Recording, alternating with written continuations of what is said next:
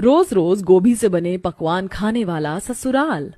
हे भगवान, क्या झमेला है। रोजाना ही सुबह सुबह इस गोभी को कद्दूकस करके पराठे बनाना शुरू कर देती हूँ। इन लोगों को नाश्ते में और कुछ नहीं चाहिए। जब देखो गोभी के पराठे, गोभी के पराठे, गोभी मंचूरियन, आलू गोभी की सब्जी, गोभी मसाला करी, कभी कुछ तो कभी कुछ। शीतल रसोई में गुस्से में गोभी को कद्दूकस कर रही थी, तभी उसका देवर निखिल रसोई में आ जाता है और कहता है, भाभी आज मेरे लिए आप गोभी का पुलाव बना दीजिए। लंच में मैं पुलाव लेकर जाना चाहता हूँ। गुस्से में शीतल गोभी को पटकते हुए कहती है, अरे 2-4 फरमाइश और हैं तो वो भी लेकर आ जाओ देवर जी। और सारी बात छोड़ो, तुम शादी कर लो और अपनी बीवी से ही करना ये सारी फरमाइशें। इसी बहाने कम से कम मेरा पीछा तो छूटेगा तुम लोगों से। जब देखो बस गोभी ये, गोभी वो, गोभी का सब कुछ। अरे बाप रे बाप, ये क्या, भाभी तो आज बहुत ज्यादा गुस्से में हो गई। और कुछ सुनाए उससे अच्छा है कि मैं यहाँ से चला ही जाऊं। निखिल बिना कुछ कहे ही वहां से चला जाता है और इधर शीतल दोबारा गोभी को घिसने लगती है। घिसते घिसते उसके हाथ भी दुखने लगते हैं। बहुत कर लिया बर्दाश्त, अब नहीं होगा मुझसे ये सब बर्दाश्त। मैं अपने मायके चली जाऊंगी, फिर खाते रहेंगे ये लोग गोभी। ऐसा बोलते बोलते अचानक से उसके दिमाग में ख्याल आता है, ऐसा मैंने पहले क्यों नहीं सोचा।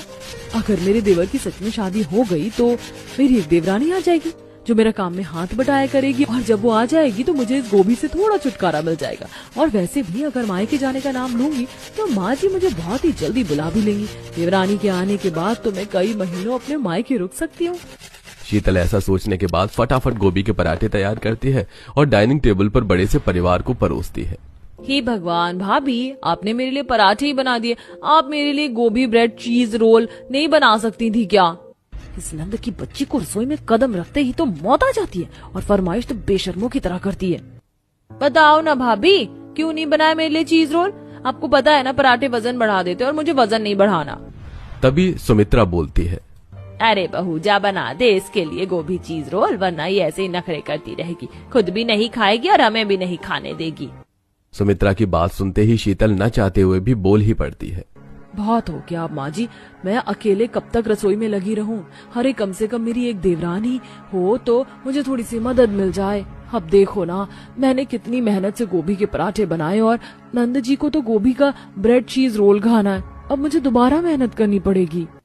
ये सुनकर सुमित्रा संकोच में पड़ जाती है और फिर सोच कर कहती है, हाँ बहू, बोल तो तुम सही रही हो, तुम्हें देवरानी तो मिलनी ही चाहिए। मैं बहुत जल्द अपने बेटे निखिल के लिए कोई ना कोई लड़की ढूंढूंगी और उसकी भी शादी करवा दूंगी। उफ, माँ जी को मनाना इतना आसान होगा ये तो मैंने सोचा ही नहीं था। चलो इसी बहाने अब मेरी देवरानी तो आ जाएगी। शीतल जाओ मेरे लिए एक और गोभी का पराठा बना कर लाओ। हाँ हाँ जी, अभी लेकर आती हूँ। इस तरह घर की बड़ी बहू